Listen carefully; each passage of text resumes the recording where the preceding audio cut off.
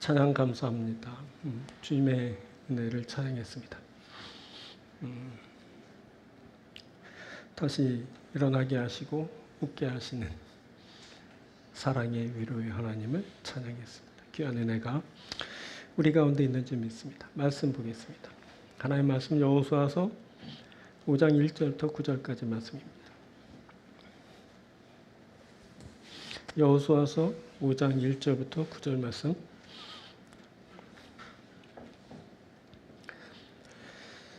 요단 서쪽의 아모리 사람의 모든 왕들과 해변의 가나안 사람의 모든 왕들이 여호와께서 요단물을 이스라엘 자손들 앞에서 말리시고 우리를 건너게 하셨음을 듣고 마음이 녹았고 이스라엘 자손들 때문에 정신을 잃었더라.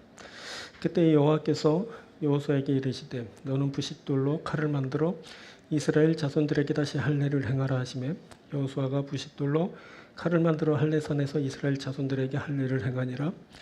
여호수아가 할례를 시행한 까닭은 이것이니 애굽에서 나온 모든 백성 중 남자 곧 모든 군사는 애굽에서 나온 후 광야길에서 죽었는데 그 나온 백성은 다 할례를 받았으나 다만 애굽에서 나온 후 광야길에서 난 자는 할례를 받지 못하였음이라. 이스라엘 자손들이 여호와의 음성을 청종하지 아니하므로 여호와께서 그들에 대하여 맹세하사 그들의 조상들에게 맹세하여 우리에게 주리라고 하신 땅 곧 젖과 꿀이 흐르는 땅을 그들이 보지 못하게 하리라 하시매 애굽에서 나온 족속 곧 군사들이 다 멸절하기까지 40년 동안을 광야에서 헤매었더니 그들의 대를 잇게 하신 이 자손에게 여호수아가 할례를 행하였으니 길에서는 그들에게 할례를 행하지 못하였으므로 할례 없는 자가 되었음이었더라. 또 모든 백성에게 할례 행하기를 마침에 백성이 진중 각 처소에 머물며 낫기를 기다릴 때 여호와께서 여호수아에게 이르시되 내가 오늘 애굽의 수치를 너희에게서 떠나가게 하였다 하셨으므로 그곳 이름을 오늘까지 길갈이라 하느니라. 아멘. 봉독해드린 여호수아서 5장 1절부터 9절을 본문으로 또 하나의 표징이라는 제목으로 함께 말씀을 나누도록 하겠습니다. 하나님은 절망의 강 요단을 끊으시고 이스라엘로 하여금 그 강을 건너게 하셨습니다. 그리고 그것을 기억하게 하시려고 강 한가운데 있는 돌을 취하여 유숙하는 곳으로 가져다 두어 표징으로 삼게 하였습니다. 이렇게 요단을 건넌 이스라엘이 행한 일은 하나님 그리고 하나님의 은혜를 잊지 않는 것이었습니다. 그런데 하나님은 또 하나의 표징으로 이스라엘에게 할례를 행하게 하십니다.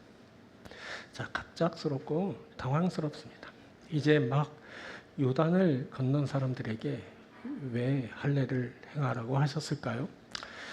시기적으로 좋지 않습니다.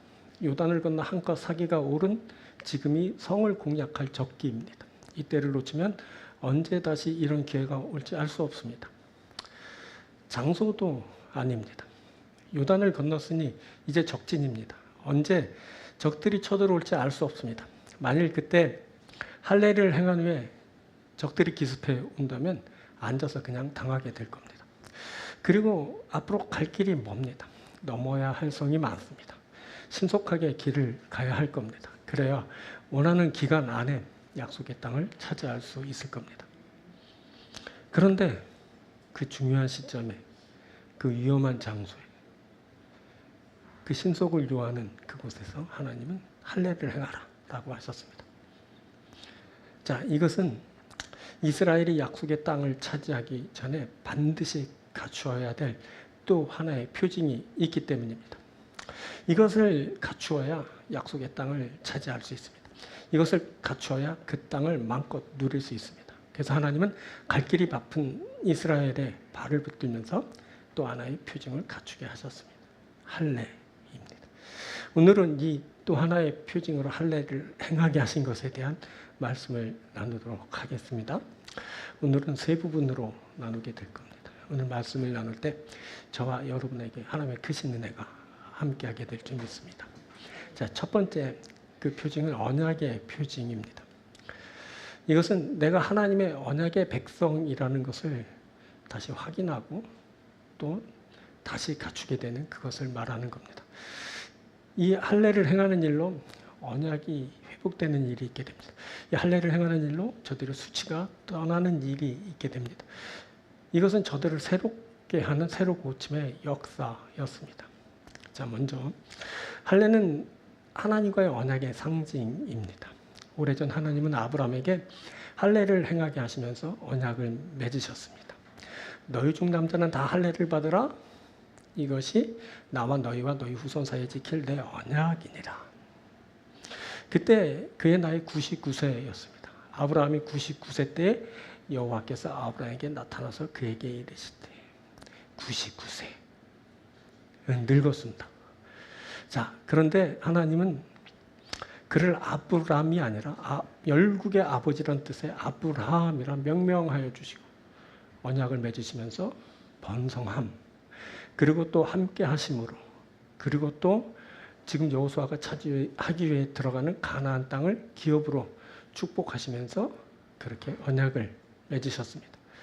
바로 그 중심에 할례가 있었습니다. 할례는 언약의 핵심적인 징표인 겁니다. 그렇게 하나님과 아브라함과의 언약의 표징으로 할례가 행해졌습니다. 너희는 표피를 베어라. 이것이 나와 너희 사이의 언약의 표징이니라. 하나님께서 이렇게 말씀하여 주셨습니다. 하나님은 나와 너희 사이의 언약의 표징으로 할례를 행하게 하신 겁니다. 그리고 그 할례의 중요성은 그에게 속한 모든 자들이 다 할례를 받는 것으로 드러납니다. 자손은 물론 이방인 종들까지 속한 모든 사람들이 다 할례를 받아야 했습니다. 그만큼 중요했던 겁니다. 그런데 만약 할례를 받지 않으면 언약을 배반한 자, 즉 언약을 깨뜨린 자가 되어서 하나님의 백성 중에서 끊어지게 된다고 말씀하셨습니다. 자, 이렇게 할례, 이것은 하나님의 백성이라는 그런 징표입니다. 이스라엘은 할례를 행함으로 하나님께 속한 백성이라는 그 표징을 갖게 되었습니다. 그런데 지금 여호수아와 함께하고 있는 이스라엘 백성이 할례를 받지 않은 상태였습니다. 애굽에서 나와 광야 생활을 할 때 할례를 행하는 일이 중단된 겁니다. 이때 이들은 하나님의 백성이란 징표를 갖지 못했습니다. 자, 이것이 할례를 행하는 이유가 되었습니다. 그때 애굽에서 나온 그 첫 세대 이스라엘 백성들은 광야에서 다 멸절당해 죽었습니다. 이제 그의 후손들만 남게 되었는데 이들이 할례를 받지 않은 겁니다. 그래서 이들은 그만 언약을 깨뜨린 자가 되고 말았습니다. 아브라함과 언약을 맺으실 때의 말씀을 적용한다면 이들은 하나님의 백성 중에서 끊어진 자들입니다. 자, 이들에게 시급한 것은 먼저 하나님의 백성됨을 회복하는 일입니다. 그래서 하나님은 그 어느 때보다 급박한 때이지만 할례를 행하게 하신 겁니다. 그곳에 적진이어서 위험도가 아주 높았지만 하나님은 이스라엘을 행하도록 그렇게 명하셨습니다. 자, 이것은 그 일이 그만큼 중요했기 때문입니다. 자, 이스라엘이 그때 이 할례를 행하는 것은 그 하나님의 언약을 회복하는 그런 일이었습니다. 그때 깨어진 언약이 회복되지 않으면 이스라엘은 약속의 땅에 들어갈 수 없습니다. 들어가더라도 그 약속의 백성으로 살아가기 어려웠을 겁니다. 이것이 반드시 되어져야지만 약속의 땅을 차지할 수 있게 되는 겁니다. 그래서 이 하나님과의 언약을 회복하는 일이 그 무엇보다 우선시 되었습니다. 그때 이스라엘이 행하는 할례는 그 깨어진 하나님과의 언약이 회복되는 그런 결과를 가져오게 될 겁니다. 자, 여기 2절에 다시 할례를 행하라라는 말씀이 나오는데 이 행하라라는 말은 슈브라는 단어입니다. 이 말은 돌아가다라는 뜻입니다. 할례는 돌아가는, 즉 돌이키는 행위입니다. 할례는 하나님과의 언약의 상태로 돌아가게 합니다. 자, 이스라엘은 할례를 행함으로 과거 조상 아브라함이 하나님과 맺었던 그 언약의 상태로 돌아가게 될 겁니다. 또 이 슈브라는 단어는 회복하다라는 뜻이 있습니다. 이스라엘은 할례를 통해 언약을 회복하게 될 겁니다. 자, 이렇게 할례를 행함으로 돌이켜 회복하는 일이 있게 되는 겁니다. 자, 하나님은 이스라엘에게 할례를 행하여 그 언약의 상태로 돌아가게 하심으로 저들을 다시 회복시켜 주시길 원하셨습니다.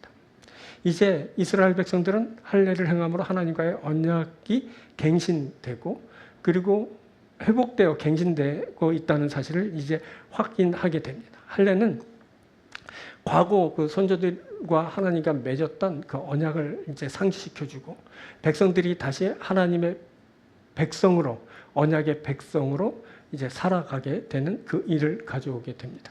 자, 여기에 뭐가 있냐면 새로 고침의 역사가 있게 됩니다.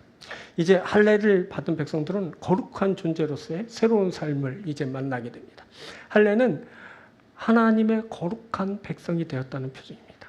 자, 할례는 좀 설교 중에 말하기 민망하지만 남성의 성기의 표피를 자르는 일입니다. 자, 그것은 생각하기에 따라 추하고 욕되고 또 더럽게 여겨질 수 있는 그런 부분입니다. 그런데 그곳에 징표를 가지게 되었습니다. 그곳에 징표를 가지게 된다는 것은 우리의 몸 그 어떤 부분도 모두 거룩하게 되었다는 이제 표시가 된다는 겁니다. 자, 인간의 몸은 하나님의 임재가 이루어지는 겁니다. 하나님의 임재가 이루어지게 되면 더럽고 추한 것이 다 거룩하게 변화됩니다. 할례는 속된 것이 거룩해지는 그런 의미를 갖습니다. 세속적인 사람이 하나님의 거룩한 백성이 되는 겁니다. 자, 이제 할례를 행하면 그의 모든 것이 거룩해집니다. 자, 이것을 위해 하나님은 할례를 행하게 하셨습니다. 표징으로 할례를 행하게 하시면서 그것을 기억하게 하셨습니다. 이 할례를 통해 거룩하게 구별된 존재라는 것을 늘 기억하게 하신 겁니다. 자, 여기에 과거의 수치가 떠나는 일이 발생합니다. 수치는 하나님께서 부여하신 거룩성을 상실하면서 비롯되었습니다.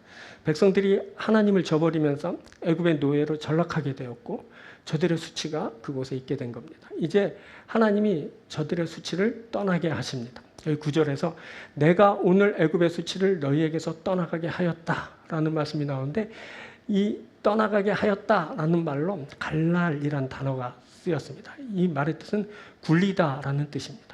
내가 오늘 애굽의 수치를 너희에게서 굴러가게 하였다라고 수치를 이제 없애버렸다라는 뜻의 상징적인 의미로 그렇게 쓰였습니다.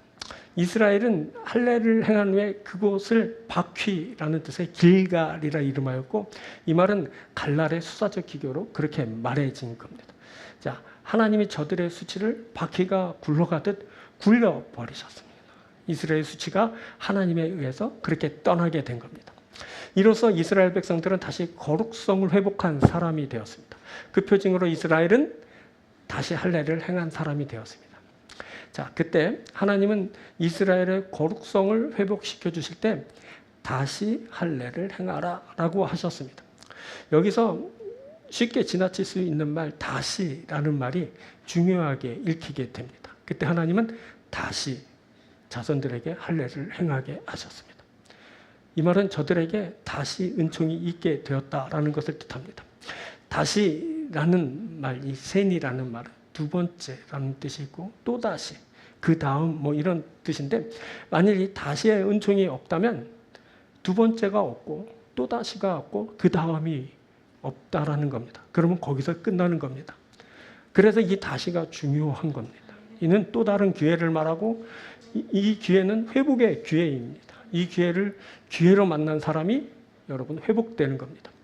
여러분 우리에게도 다시의 은총이 있습니다. 바로 오늘이 다시의 은총을 만나는 날입니다. 이 다시의 은총을 나의 다시의 기회로 삼으면 우리가 회복됩니다. 우리가 다시 거룩해지고 우리가 다시 언약의 백성이 되고 그래서 우리에게 다시 희망이 있게 되는 겁니다.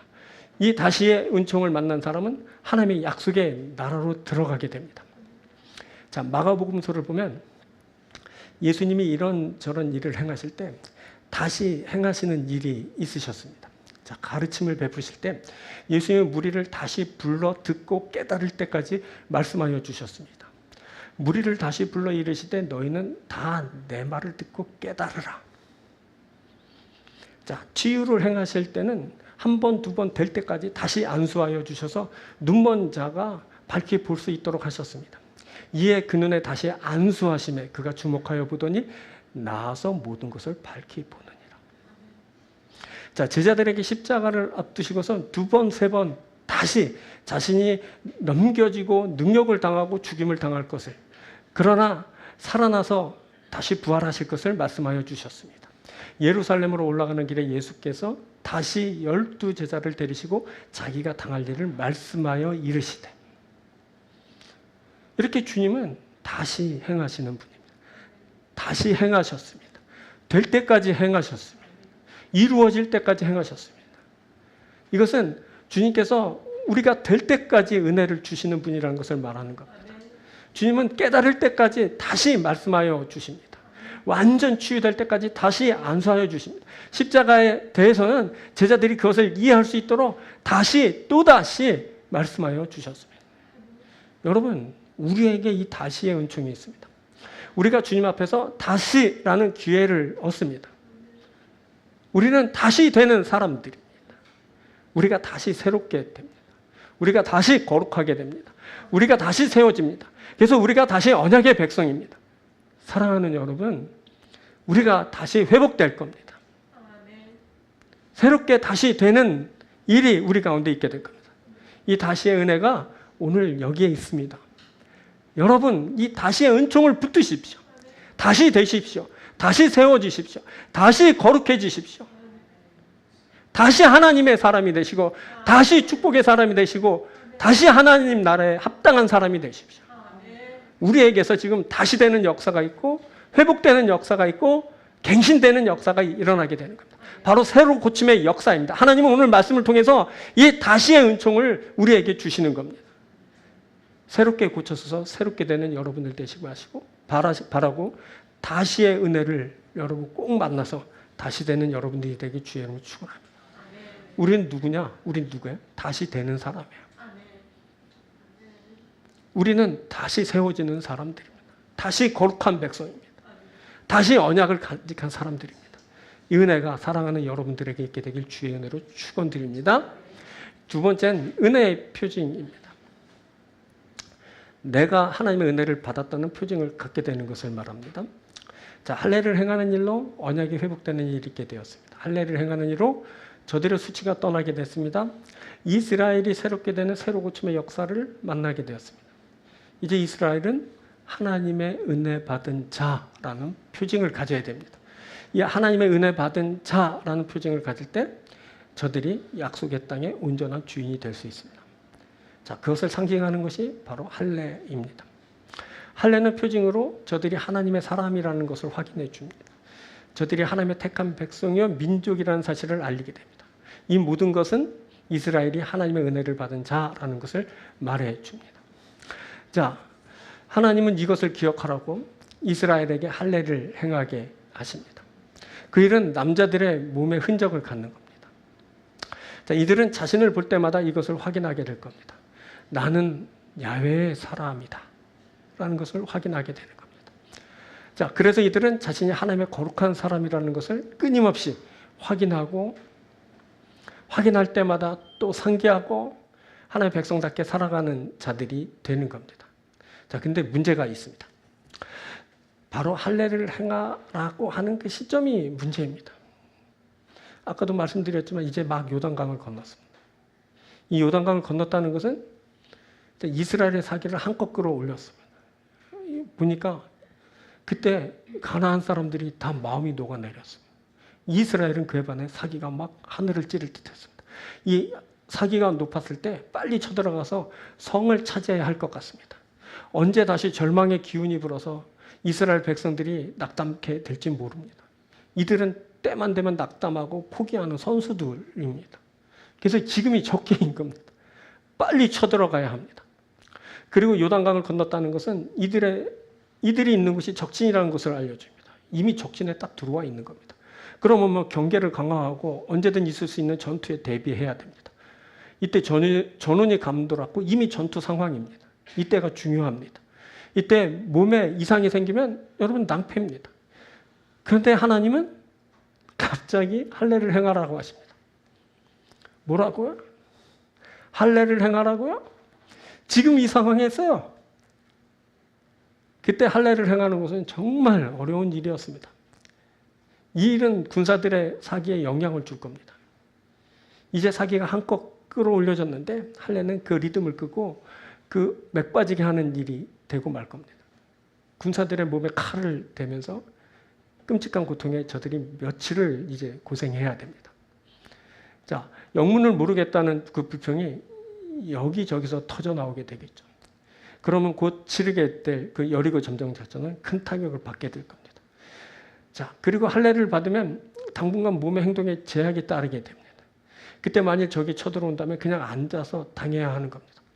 자, 옛날 야곱이 세겜에 이르렀을 때 그의 딸 디나가 그 시내 구경하러 갔다가 세겜 왕장한테 성폭행을 당합니다. 이를 수치스럽게 여긴 오라비 시므온과 레위가 이제 복수를 하게 되는데, 그때 이들은 세겜 사람들에게 만일 너희가 디나를 원한다면 너희도 할례를 받아라. 그러면 디나를 너에게 줄게. 그리고 너희와 교역하게 될 거야. 이렇게 속였습니다. 그래서 세겜의 모든 남자들이 할례를 받게 됐는데, 그때 3일을 기다렸다가 고통이 가장 극심할 때 그들을 쳐서 그 남자들을 다 죽여버렸습니다. 그때 세겜의 모든 남자들이 시므온과 레위 이 두 명을 이기지 못했습니다. 할례가 그런 겁니다. 도망하지도 못하고 눈 뜨고 그냥 배임당하는 겁니다. 자, 이때도 만약 적들이 쳐들어온다면 이스라엘은 싸워보지도 못하고 진멸당하게 될 겁니다. 그러면 약속의 땅을 차지하는 일은 물거품이 되고 마는 겁니다. 이미 이스라엘이 쳐들어온다는 사실이 널리 알려졌습니다. 그에 따라 이스라엘 진영 가까이에는 이미 정상군들이 있었을 겁니다. 그때 이스라엘이 대대적으로 할례를 행한다면 여리고 사람들이 모를 리 없을 것이고, 그러면은 여리고 사람들이 쳐들어와서 이들은 곧 끝장나게 될 겁니다. 그 상황들이 눈에 그려지지 않습니까? 할례는 그런 겁니다. 적에게 빌미 주는 거고, 전투 상황에서 말이죠. 그러면 패하게 되는 겁니다. 이 전멸입니다. 그런데 하나님이 그때 할례를 행하라 라고 하셨습니다. 약속의 땅 얻기 전에 이스라엘이 이것을 행해야 한다는 겁니다. 자, 이스라엘이 이것을 행해야 되는 이유는 그 은혜 때문입니다. 은혜. 이들이 강에서 요단강을 건넌 것이 아니었습니다. 지금까지 이스라엘은 군사력으로 이곳까지 온 것이 아니었습니다. 이들은 은혜로 요단강을 건넜습니다. 아니, 그 이전에 이들은 은혜로 광야를 지났고, 지금까지 은혜로 살았고, 은혜로 이곳까지 이르게 된 겁니다. 이스라엘은 하나님의 은혜 없으면 아무것도 아닙니다. 이들은 은혜 없으면 그냥 광야 떠도는 거짓대들에 불과합니다. 그런데 이들이 약속의 땅이랍시고 가나안을 차지하겠다고 왔습니다. 어떤 가나안 사람들이 이랬을 겁니다. 거지들이 참 용기가 가상하다. 그런데 이들이 야훼 하나님을 의지하면서 그곳에 이르렀습니다. 저들이 야훼 하나님이 행하시는 기이한 일로 요단강을 건넜습니다. 그래서 그것을 본 가나안 사람들이 벌벌벌 떨고 간담이 녹아내리게 된 겁니다. 이스라엘 군사력이 강해서 이들이 막 떨게 된 게 아니라 그들을 주장하시고 이끄시는, 그들에게 기이한 일로 역사하시는 하나님 때문에 가나안 사람들이 간담이 녹아내린 겁니다. 이들은 자신들을 야훼 하나님의 군대로 알고 있습니다. 실제로 이들은 하나님의 군대입니다. 이제 다음 주에 나누겠지만 여리고성을 살피러 간 여호수아는 야훼 하나님의 군대 장관을 이제 만나게 됩니다. 자, 보니 이스라엘에게는 야훼 하나님만 계십니다. 이들에게는 야훼 하나님이 전부입니다. 하나님 빼면 이들은 아무것도 아닙니다. 이들은 하나님의 은혜로 이곳에 이르렀고 하나님의 은혜로 가나안을 얻게 될 겁니다. 이들에게는 하나님이 전부고 또 하나님의 은혜가 전부입니다. 이것이 지금 이스라엘이 할례를 행해야 되는 이유입니다. 이스라엘은 지금이 어느 때이든지 하나님이 행하라고 하는 그 일을 하여야 합니다. 무엇보다도 하나님의 은혜와 관련하여서 그것을 기억하기 위해 표징을 세우는 그 일은 그 어떤 일보다 중요하고 반드시 선행해야 할 일이었습니다. 이 일은 완전히 자신을 내려놓는 그런 일이었습니다. 하나님만 인정하고 나는 없습니다. 바로 이 표시였던 겁니다. 이 일은 하나님이 안 계시다면 할 수 없는 일입니다. 이 일은 하나님을 온전히 의지하지 않으면 절대 불가능한 그런 일입니다. 이 일은 완전한 믿음에서만 가능한 일이었습니다. 그때 이들의 믿음이 최고조에 이르게 됩니다. 하지만 이들이 원래 이렇게 믿음이 대단한 사람들은 아니었습니다. 과거에 이들에게서 믿음이라고는 찾아볼 수 없을 정도로 아주 형편없는 그런 사람들이었습니다. 이들이 하나님의 은혜로 출애굽했지만 광야를 지나면서 자신들이 어떤 사람들인지를 다 드러내 보이고 말았습니다.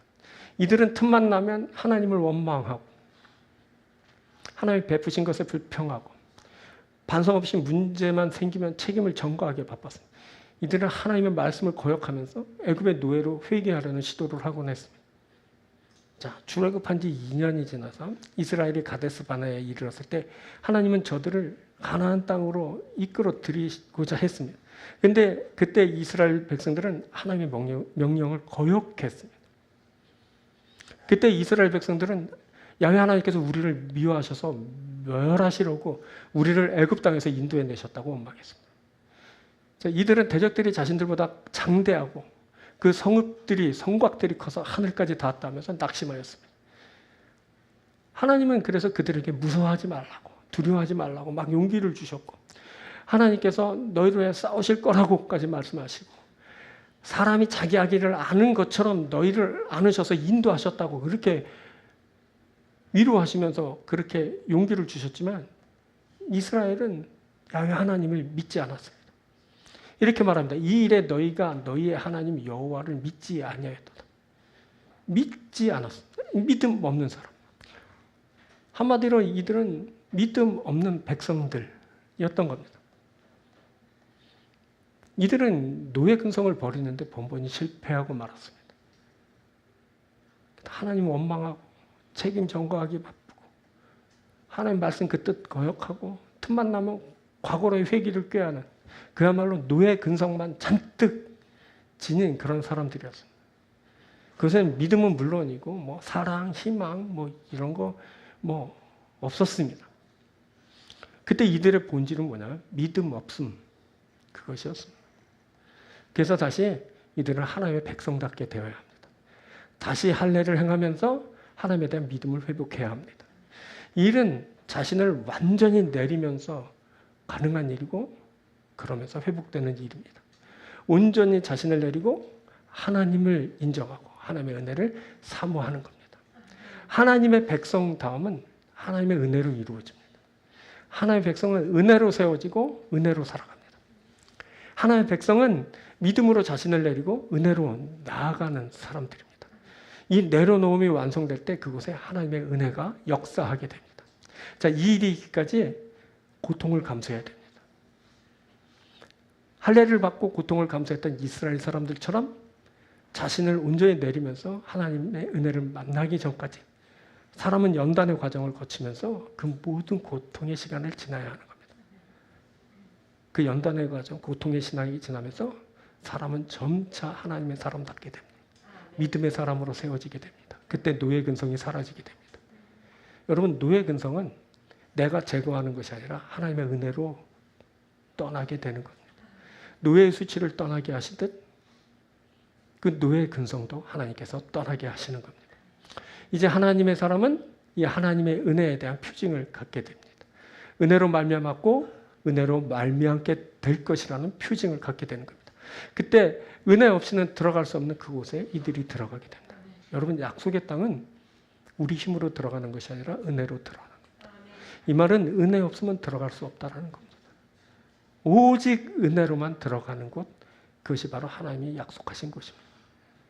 여러분, 그때 가나안이 훨씬 더 강했습니다. 아니, 비교조차 불가능한 일이었습니다. 광야를 떠돌던 사람들하고 성을 그렇게 세워놓고 오랜 동안 살았던 사람은 어떻게 비교가 됩니까? 이스라엘은 부족하고 연약하고 그래서 항상 열세. 근데 이들이 가나안을 물리치고 땅을 차지하려고 합니다. 은혜 없이는 절대 불가능한 일입니다. 오직 은혜로만 들어간 겁니다. 여러분, 우리도 똑같습니다. 우리도 훨씬 더 강한 대적과 상대합니다. 여러분, 우리가 약하고 부족합니다. 하지만 우리는 하나님이 약속하신 그곳에 이를 겁니다. 하나님이 약속하신 그 나라에 들어갈 겁니다. 우리가 감히 그 옛날 이스라엘 백성들처럼 하나님 나라를 꿈꾸고 있지 않습니까? 여러분, 무슨 근거로 여러분들이 하나님 나라에 갈 겁니까? 이스라엘 백성들은 가나안이 어딘 줄이나 알고 있었지. 여러분, 하나님 나라가 어디 있는지 아십니까? 어디 있는지도 모르고 우리는 맨날 하나님 나라 백성이라고 그러고 그 나라 갈 거라 그러고. 뭘 근거로 저와 여러분이 그 나라에 갈 겁니까? 우리의 힘으로 가는 것이 아닙니다. 우리가 그 어떤 조건을 갖춰서 가는 거 아닙니다. 오직 하나님의 은혜로 들어갑니다. 그래서 우리에게 하나님의 은혜가 필요합니다. 그 옛날 가나안을 얻기 위해서 하나님의 은혜가 필요했던 이스라엘 백성처럼 하나님 나라를 꿈꾸고 그것을 소망하는 우리에게 하나님의 은혜가 필요한 겁니다. 우리는 은혜로만 들어갑니다. 은혜 없이는 한 발자국도 그곳에 발을 들일 수 없습니다. 오직 은혜로만 들어가는 겁니다. 여러분, 우리가 몇 년 전에 즐겨 부르던 가스펠 송 중에 은혜로만 들어가네 라는 노래 있지 않습니까? 은혜로만 들어가네, 은혜로만 선다네. 우리의 노력이 아닌 어린 양의 보혈로 그분의 임재 가운데 오라 하시네. 우리를 부르신 그곳 은혜로만 들어가네. 여러분, 우리가 은혜의 표징을 가지면서 이 은혜로 하나님의 약속하신 그곳에 이르게 될 겁니다. 우리는 그 나라에 들어가고 그 나라가 될 겁니다. 사랑하는 여러분, 은혜에 대한 표징을 가지십시오. 그리고 은혜로 하나님이 원하시고 이끄시는 그곳까지 이르는 여러분들이 되길 축원드립니다.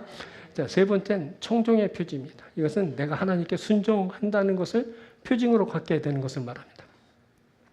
자, 앞에서 살폈듯이 할례를 행함으로 언약이 회복되는 일이 있었습니다. 자, 할례를 행함으로 은혜가 회복되는 일이 있었습니다. 이제 또 하나 순종의 표징을 가져야 됩니다.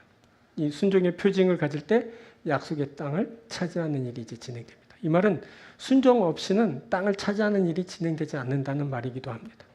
자, 그때 38년 전 이들이 가데스바네에 이르렀을 때 약속의 땅에 들어가지 못했습니다. 들어가지 못한 것은 바로 이들이 하나님의 말씀에 불순종했기 때문입니다.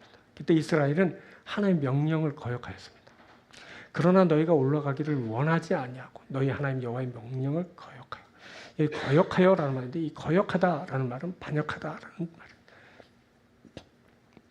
하나님의 명령에 불순종한 것을 말하는 겁니다. 결국 출애굽 1세대 이스라엘은 순종하지 못함으로 약속의 땅에 들어갈 기회를 그렇게 놓치고 말았습니다.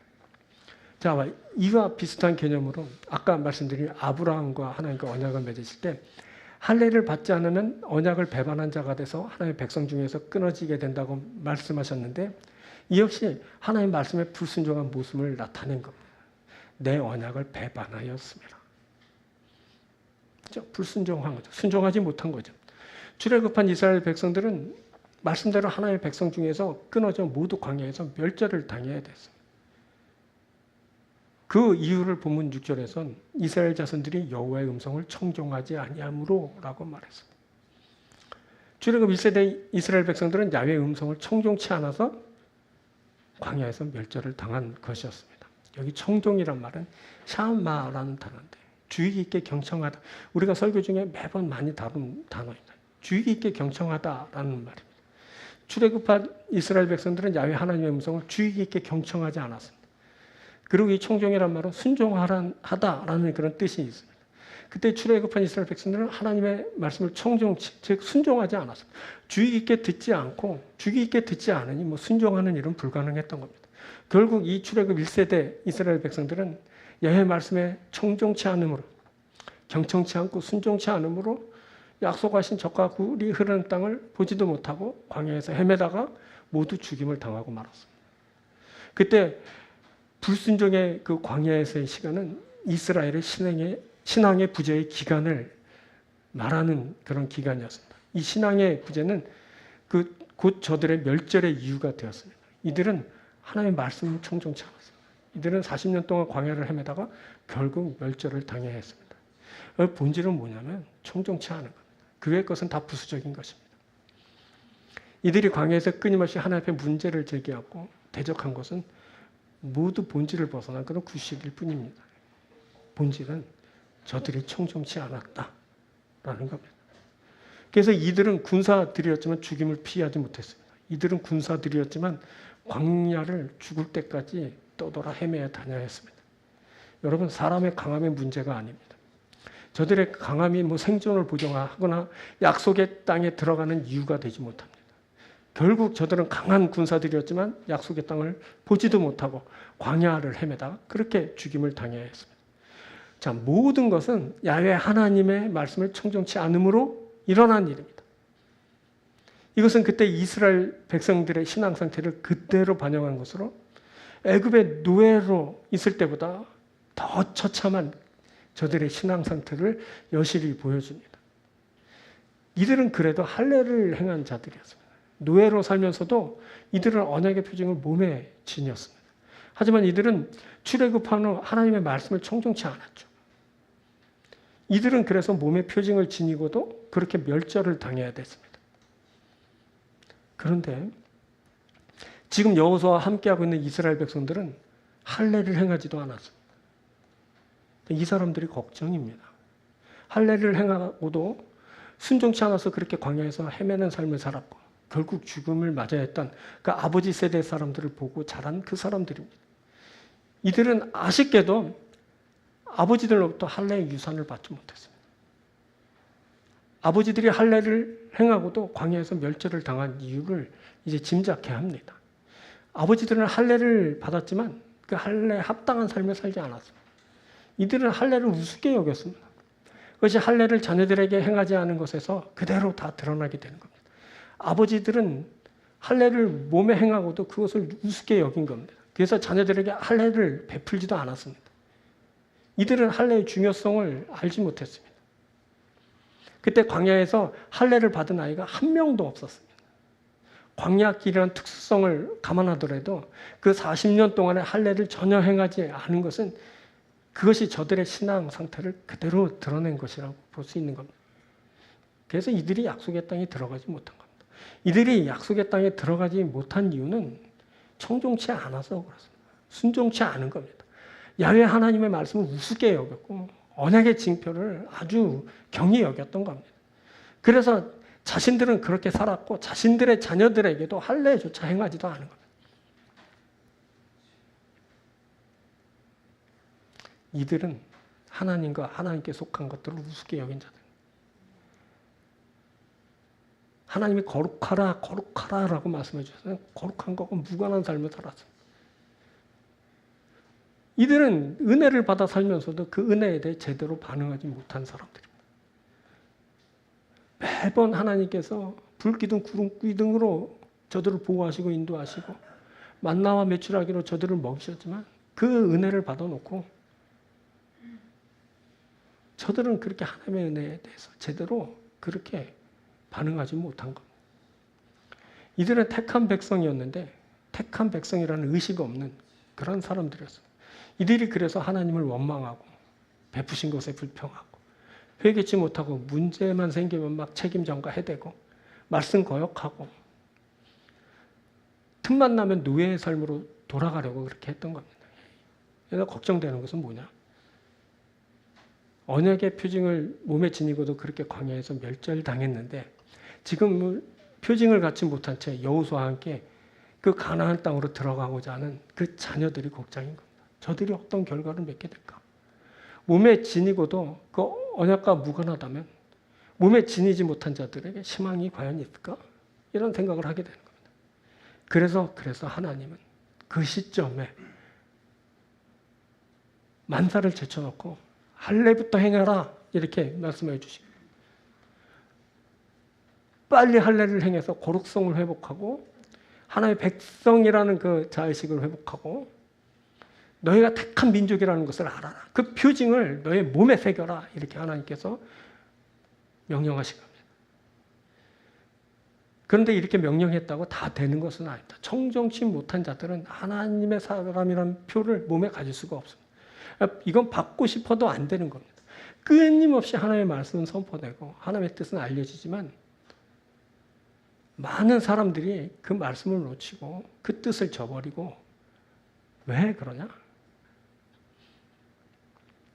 청정치 못하기 때문이고 보다 더 근원적인 건 저들이 택한 백성이 아니기 때문에 그렇습니다. 하나님의 말씀을 청정치 못한, 순종치 못한 자는 선택받음의 징표를 가질 수 없습니다. 그 결과를 그렇게 다르게 이제 만나야 되는 그 비극이 있게 되는 겁니다. 자, 순종치 못한 자들, 순종치 못한 자녀들의 불행. 40년이나 지나도록 하나님의 자녀들은 선택받음의 징표를 가질 수 없었습니다. 하지만 여러분, 징계는 끝이 있습니다. 이제 본격적으로 약속의 땅으로 들어가는 시간이 온 겁니다. 그때 하나님은 다시 이스라엘에게 할례를 명하셨습니다. 여러분 아까 다시 말씀드렸죠. 다시 회복되는 때가 있습니다. 그때 언약이 갱신되는 겁니다. 하나님은 저들의 수치를 굴려 떠나게 하시면서 그 언약을 다시 회복시켜 주셨습니다. 그때가 중요합니다. 그때 뭘 해야 되냐? 순종의 표징을 지녀야 되는 겁니다. 그래야 멸절의 이유를 극복하게 되는 겁니다. 여러분 그때 전 백성이 200만, 장정이 군사들이 60만 넘는 사람들이랍니다. 이 사람들이 할례 받은 사람은 60만 명이 넘는 사람들이 한 번에 칼도 없었어요. 요새는 뭐 수술용 칼로 하잖아요. 뭐 돌 갈아서 그렇게 하라 그랬어요. 어땠을까요? 난리도 아니었을 겁니다. 그렇죠? 여기저기 뭐 아프다고 곡소리 나오고. 그렇게 되면 어떻게 되는 겁니까? 전투력은 상실되고 마는 겁니다. 그런데 중요한 건 뭔지 아십니까? 그렇게 몸이 아프고 그 전투력은 그렇게 상실되고 있지만 저들의 영적 능력은 회복되고 있는 겁니다. 저들의 영성은 시간에 따라 아주 새롭게 되는 그런 일을 만나게 되는 겁니다. 새롭게 되는 긴 고통의 시간이 그렇게 지나게 됩니다. 이 기간에 이스라엘은 과거의 노예 근성 다 버려야 됩니다. 죄의 잔재를 다 끊어버려야 됩니다. 하나님이 수치 굴러버리실 때 죄도 함께 싸잡아서 굴려버려야 되는 겁니다. 그렇게 새롭게 돼야 그렇게 약속의 땅에 들어가는 겁니다. 여러분 우리가 새롭게 돼야 하나님이 약속하신 그 나라에 들어가는 겁니다. 그거는 쉽게 되는 일이 아닙니다. 살을 깎는 그런 아픔이 있어야 됩니다. 살점 떼어내는 고통이 있어야 됩니다. 그것을 하나님이 말씀하여 주시는 겁니다. 그래야 너희가 새롭게 된단다. 고통 없이 되는 건 하나도 없어. 네 삶에 고통이 있을 때 그때 너는 새롭게 되는 시간이란다. 이것을 알려주는 겁니다. 그때 우리들은 새롭게 되는 겁니다. 이들은 요단을 건널 때 야 이제 다 됐다 이렇게 생각했을 겁니다. 다 된 줄 알았습니다. 이제 강만 건너면 이제 약속의 땅이니까 그거 우리 땅 뭐 이러면 다 끝나는 줄 알았어요. 근데 하나님은 아니야. 아직도 멀었어. 아직도 아니야. 이 과정 하나 더 남았다. 또 하나의 표징. 이걸 네가 가져야 한다. 그래야 네가 진정으로 거듭나는 거야. 본격적으로 적을 만나기 전에 본격적으로 약속의 땅에 들어가기 전에 먼저 이것을 선행해야 한다. 하나님께서 그것을 행하게 하신 겁니다. 이 일을 통하면서 이들은 그 누구도 대적할 수 없는 강한 군대가 됩니다. 악한 세력과 맞서 싸울 수 있는 그런 영적 능력을 이들이 확보하게 되는 겁니다. 이들이 누구인지 아십니까? 하나님의 군대입니다. 여러분, 우리 교회도 그렇습니다. 우리 성도들이 그렇습니다. 우리는 아무것도 아닌 것 같지만 하나님과 함께하는 그 누구도 대적할 수 없는 하나님의 강한 군대입니다. 하나님에게 모든 것을 맡기고 나아가는 하나님에 의한 놀라운 힘을 공급받는 하나님의 군대인 겁니다. 여러분, 우리에게 순종의 역사가 있어야 됩니다. 순종의 역사가 있게 될 겁니다. 이 순종은 마음으로 결단하고 몸으로 실천하는 겁니다. 그래서 순종은 여러분 마음이 우선시 됩니다. 그래서 먼저 우리의 마음의 할례가 행해지게 돼야 합니다. 자, 모세는 마음의 할례를 받고 목을 곧게 하지 말라 했습니다. 그러므로 너희는 마음의 할례를 행하고 다시는 목을 곧게 하지 말라. 하나님은 예레미야의 입술을 통해 마음가짐을 베고 스스로 마음의 할례를 받으라라고 했습니다. 유다인과 예루살렘 주민들아 너희는 스스로 할례를 행하여 너희 마음가짐을 베고 나 여호와께 속하라. 마음가짐 베는 겁니다. 바울은 표면적인 것이 아니라 이면적인 것이 되어야 한다고 말하면서 할례는 마음에 행하는 것이라고 말했습니다. 물은 표면적 유대인이 유대인이 아니요 표면적 육신의 할례가 할례가 아니라 오직 이면적 유대인이 유대인이며 할례를 마음에 할지니 영에 있고 율법중에 있지 아니한 것이라. 이것은 겉이 아니라 속으로 하나님의 사람이 되어야 한다라는 것을 말하는 겁니다. 겉즉 육이 아니라 속 마음의 할례가 중요하다는 겁니다. 그래서 우리는 뭐 그 옛날 이스라엘 사람들처럼 그 육신의 할례를 받지 않지만 또 아마 여성들은 뭐 육신의 할례를 받기에 불가능하지만 우리는 또 다른 보다 더 중요한 할례를 받습니다. 그게 뭐냐면 마음의 할례. 우리의 마음에 그 아직도 붙어있는 그 옛사람의 잔재들을 다 잘라 없애는 겁니다. 예? 그래서 우리의 속사람이, 우리 속마음이 온전히 새롭게 되는 겁니다. 모세의 말처럼, 예레의 말처럼, 바울의 말처럼 우리의 속사람의 할례를 받아 그 내가 언약의 백성이라는, 은혜의 사람이라는, 그 순종의 사람이라는 표징을 갖게 되는 겁니다. 우리는 속사람으로, 속마음에 참 할례를 받습니다. 우리는 속사람으로 하나님께 순종합니다. 할렐루야. 이 순종의 그 징표를 갖는, 마음의 할례를 받는 여러분들 되길 축복합니다. 말씀 맺겠습니다. 오늘 세 가지 표징을 얘기했어요. 우리가 뭘 갖는다 그러면 언약의 표징을 갖습니다. 언약의 표징을 우리가 회복하는 겁니다. 갱신되는 겁니다. 그래서 언약의 표징, 언약의 백성입니다. 또 우리는 은혜의 표징을 갖습니다. 우리는 은혜 없으면 아무것도 아닙니다. 은혜로만 살고 은혜로만 들어갑니다. 우리는 은혜의 백성, 그래서 은혜의 표징을 갖습니다. 우리는 순종의 표징을 갖습니다. 하나님의 말씀을 청종합니다. 오늘도 주의 말씀 들으려고, 경청하려고 이곳에 왔고 그 말씀 따라 살려고 여기 온 거 아닙니까? 우리는 순종의 백성입니다. 순종의 표징을 가졌습니다. 그러면 뭡니까 우리가 하나님 나라요, 하나님의 백성입니다. 할렐루야. 우리가 하나님이 약속하신 그곳에 이를 겁니다. 그 옛날 이스라엘 백성들이 약속하신 가나안 땅에 이른 것처럼 우리는 하나님 나라에 이를 겁니다. 하나님 나라에서 영원히 살고 그와 함께 영원한 축복을 누리게 될 줄 믿습니다. 사랑하는 여러분, 저와 여러분은 하나님의 백성이고 하나님 나라입니다. 할렐루야. 기도하겠습니다.